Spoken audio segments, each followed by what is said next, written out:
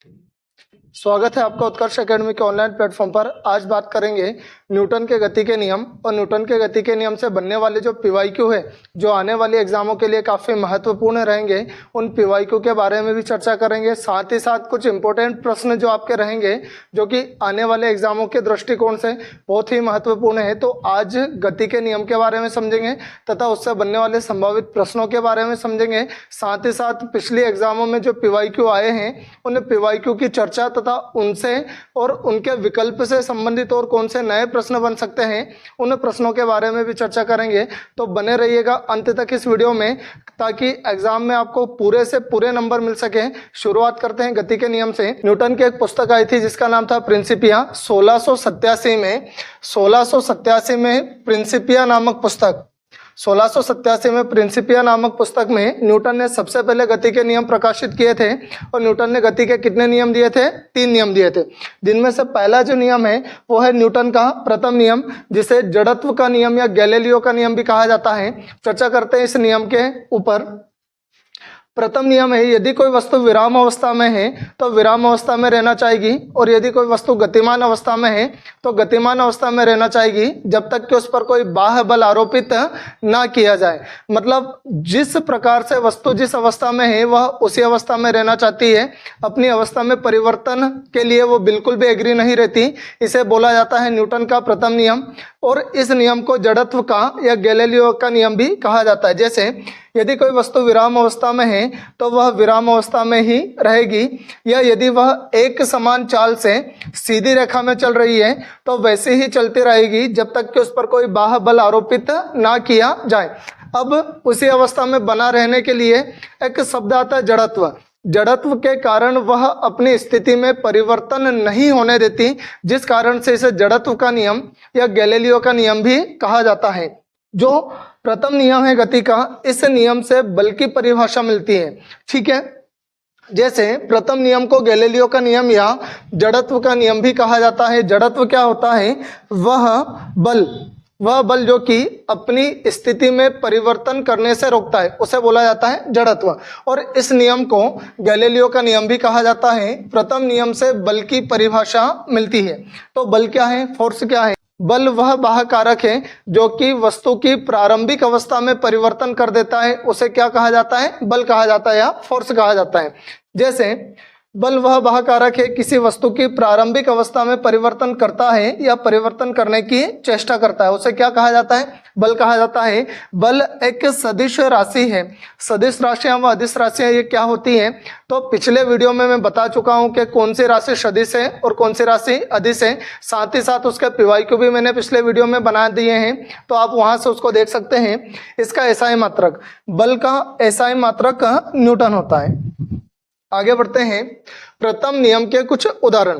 अब प्रथम नियम के बहुत सारे उदाहरण हैं, जैसे ठहरी हुई मोटर गाड़ी या रेलगाड़ी के अचानक चल पड़ने पर यात्री पीछे की ओर झुक जाता है। जस्ट इसका अपोजिट, यदि रेलगाड़ी या मोटर गाड़ी गतिमान अवस्था में है और अचानक से उस पर ब्रेक लगा दिया जाए, वो रुक जाए, तो फिर व्यक्ति आगे की ओर झुकता है। यह भी न्यूटन का प्रथम नियम का उदाहरण है। साथ ही साथ कंबल को हाथ से पकड़कर डंडे से पीटने पर धूल के कण झड़कर नीचे गिर जाते हैं, यह भी न्यूटन के प्रथम नियम का उदाहरण है। आगे देखते हैं न्यूटन का दूसरा नियम। क्या बोलता है न्यूटन का दूसरा नियम? तो किसी वस्तु के संवेग परिवर्तन की दर। अब संवेग क्या होता है? तो संवेग होता है वेग गुणित द्रव्यमान। यह परिभाषा होती है संवेग की। वेग गुणित द्रव्यमान को संवेग कहा जाता है। तो किसी वस्तु के संवेग में परिवर्तन की दर उस वस्तु पर आरोपित बल, मतलब उस वस्तु पर जितना बल लगाया जा रहा है उस बल के समानुपाती होती है, उस बल के बराबर होती है। यदि बल ज्यादा लगाएंगे तो संवेग भी ज्यादा पैदा होगा, ज्यादा उत्पन्न होगा, और यदि बल कम लगाएंगे तो फिर संवेग भी कम उस पर लगेगा। तो किसी वस्तु के संवेग में परिवर्तन की दर उस वस्तु पर आरोपित बल के समानुपाती होती है। मतलब जैसे जैसे बल बढ़ाया जाएगा वैसे वैसे संवेग भी बढ़ेगा। बल के समानुपाती होता है, और संवेग परिवर्तन बल की दिशा में होता है। जिधर बल लगाया जा रहा है उसी दिशा में संवेग का परिवर्तन होगा, संवेग परिवर्तन होगा। अर्थात न्यूटन के दूसरे नियम से, ये काफी इंपॉर्टेंट है, अर्थात न्यूटन के दूसरे नियम से बल का व्यंजक प्राप्त होता है। न्यूटन के पहले नियम से बल की परिभाषा मिलती है, जबकि न्यूटन के दूसरे नियम से बल का व्यंजक मिलता है, और व्यंजक क्या होता है, F बराबर ma। F मतलब होता है फोर्स, m यानी होता है द्रव्यमान, और a यानी होता है संवेग या त्वरण। तो F बराबर ma ये किसका व्यंजक है, बल का व्यंजक है, जो कि गति के दूसरे नियम से प्राप्त होता है। आगे बढ़ते हैं। अब न्यूटन का तीसरा नियम, न्यूटन का तीसरा नियम बोलता है प्रत्येक क्रिया के बराबर किंतु विपरीत प्रतिक्रिया होती है। जितना कार्य आप करोगे उसके प्रतिफल में उतना ही कार्य आपको मिलेगा। यह होता है क्रिया के बराबर किंतु विपरीत प्रतिक्रिया। अपोजिट साइड में जितना बल आप किसी वस्तु पर लगाते हो वह वस्तु उतना ही बल आपके ऊपर लगाएगी। इसे बोला जाता है न्यूटन का क्रिया प्रतिक्रिया का नियम या न्यूटन का तीसरा नियम। इसके क्या क्या उदाहरण है, तो इसके उदाहरण है बंदूक से गोली चलाने पर बंदूक चलाने वाले को पीछे की ओर धक्का लगता है, क्योंकि बंदूक से चलने वाली गोली जितनी स्पीड से आगे जाती है उतना ही वह बल बंदूक पर लगाएगी, और बंदूक कहाँ पर जाएगी, पीछे की ओर। दूसरा है नाव से किनारे पर कूदने पर नाव को पीछे की ओर हट जाना, क्योंकि व्यक्ति आगे की ओर कूदने के लिए बल लगाएगा नाव के ऊपर, तो नाव पीछे चली जाएगी और व्यक्ति कहाँ चला जाएगा, आगे। तीसरा है रॉकेट को उड़ाने पर, रॉकेट से काफी सारी गैस निकलती है, धुआं बाहर आता है, उस धुएं के द्वारा जो फोर्स लगाया जाता है वो रॉकेट के ऊपर लगाया जाता है, रॉकेट ऊपर चला जाता है। ये भी न्यूटन के तीसरे नियम पर आधारित है, रॉकेट का उड़ना। अब आगे बात करते हैं। प्रश्न आपके PYQ यहाँ से शुरू होते हैं। 3 नियम मैंने आपको थोड़े थोड़े इंट्रोस में बता दिया। यदि आपको डिटेल पढ़ना हो तो फिर मेरे जो फिजिक्स के कुछ वीडियोस मैंने डाले हैं, उन वीडियो में आपको गति के जो नियम हैं उन नियमों की डिटेल जानकारी आपको मिल जाएगी। क्योंकि यहाँ पर उद्देश्य सिर्फ PYQ को सॉल्व करना, उससे रिलेटिव जानकारी को बताना है, इसलिए डिटेल के लिए आप मेरे फिजिक्स के, मेरे भौतिक शास्त्र के वीडियो देख सकते हैं। अब शुरुआत करते हैं PYQ की। पहला PYQ दे रखा है, किसी भी स्थिर या गतिशील वस्तु की, चाहे वस्तु स्थिर हो, एक जगह पर ठहरी हुई हो, या गतिशील हो, चलायमान हो, किसी भी स्थिर या गतिशील वस्तु की स्थिति और दिशा में तब तक कोई परिवर्तन नहीं होता जब तक उस पर कोई बाह्य बल सक्रिय नहीं हो। यह कथन किसका है, तो आंसर आएगा न्यूटन का गति विषयक प्रथम नियम। क्योंकि न्यूटन ने तो बोला है जड़त्व के कारण ये अपनी स्थिति में परिवर्तन नहीं होने देती। किस नियम के आधार पर, प्रथम नियम के आधार पर। और प्रथम नियम को क्या बोला जाता है, गैलीलियो का नियम भी इसे कहा जाता है, जड़त्व का नियम भी कहा जाता है। तो ये जो वाक्य कहा है ये न्यूटन का गति विषयक का प्रथम नियम पर आधारित है। अगला प्रश्न देखते हैं। अगला प्रश्न है, प्रत्येक क्रिया के बराबर वो विपरीत दिशा में एक प्रतिक्रिया होती है, यह कौन सा नियम है। यह सेंटेंस किसने दिया था, तो आंसर आएगा न्यूटन ने दिया था। और यह कौन सा नियम है, क्रिया के बराबर किंतु विपरीत प्रतिक्रिया वाला, मतलब न्यूटन का तीसरा नियम। तो आंसर आएगा इसमें न्यूटन का गति विषयक तृतीय नियम इसमें लागू होता है। अगला प्रश्न देखते हैं। प्रश्न है, जल में तैरना न्यूटन की गति के किस नियम के कारण संभव है, तो इसमें आंसर आएगा न्यूटन का तीसरा नियम। क्योंकि व्यक्ति जल में तैरने के लिए जितना बल पानी के ऊपर लगाता है, जल के ऊपर लगाता है, जल भी उसके विपरीत प्रतिक्रिया स्वरूप उतना ही बल किसके ऊपर लगाएगा, व्यक्ति के शरीर के ऊपर लगाएगा, और व्यक्ति को जल में तैरने हेतु आसानी होगी। तो आंसर आएगा तृतीय नियम के आधार पर। अगला प्रश्न है, कोई पिंड तब तक विराम अवस्था में ही बना रहेगा जब तक कि उस पर कोई बाह्य बल कार्य नहीं करता। यह कथन किसका है, तो आंसर आएगा यह कथन न्यूटन का है। क्योंकि न्यूटन ने अपने प्रथम नियम में बल की परिभाषा दी है। बल की परिभाषा पहले नियम से निकलकर आती है, और यह सेंटेंस उसी बात को रिपीट कर रहा है कि कोई पिंड तब तक विराम अवस्था में ही बना रहेगा जब तक कि उस पर कोई बाह्य बल कार्य नहीं करता।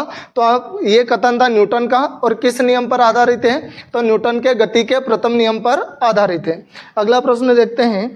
प्रश्न है, बल की परिभाषा आती है न्यूटन के पहले नियम से। बात ध्यान रखना, न्यूटन के पहले नियम से बल की परिभाषा मिलती है, जबकि न्यूटन के दूसरे नियम से बल का व्यंजक मिलता है। तो आंसर क्या आएगा, गति के पहले नियम से बल की परिभाषा मिलती है।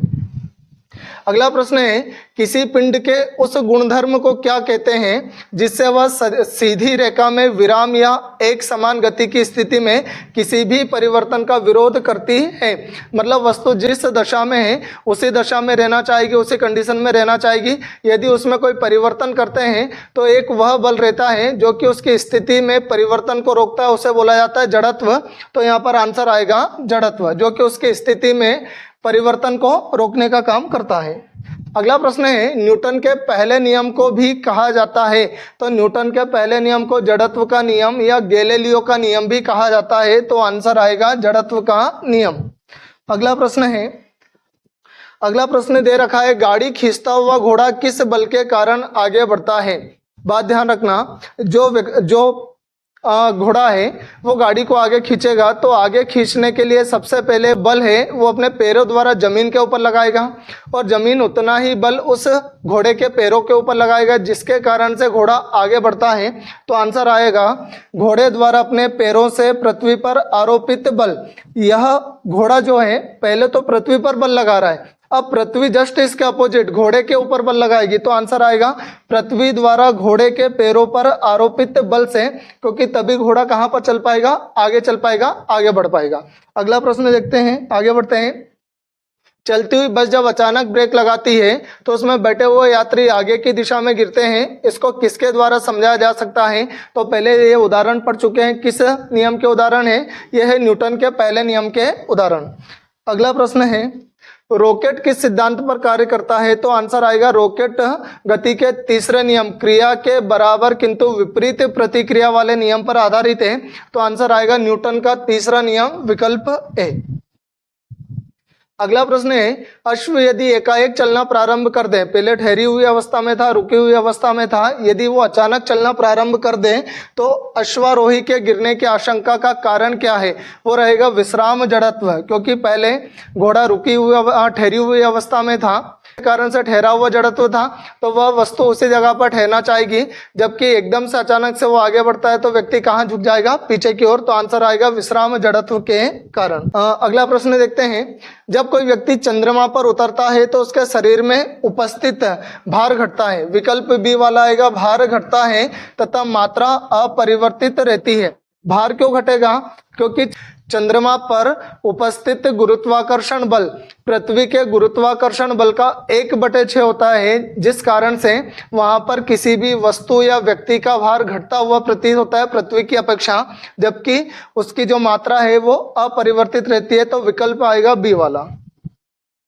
अगला प्रश्न है, यदि हम भूमध्य रेखा से ध्रुवों की ओर जाते हैं तो जी का मान बढ़ता है या घटता है। तो ध्रुवों पर जी का मान बढ़ता है। बात ध्यान रखना, क्योंकि दोनों ध्रुवों के मध्य की दूरी विषुवत रेखा के दोनों सिरों के मध्य की दूरी से कम होती है।